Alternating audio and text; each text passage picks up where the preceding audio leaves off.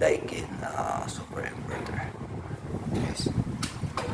So, ito yung pinaka-remote niya. So, discounted. Super mura talaga. So, thank you. Ito yung outdoor. Yan. So, ito yung mga bago nating ngayon, purchase na aircon super inverter. So, palagay tayo na sariling breaker. Ayan.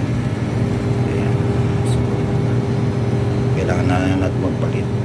So, almost 18 years na yung unit. Ayan.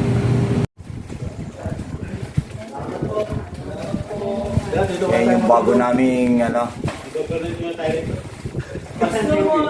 aircon.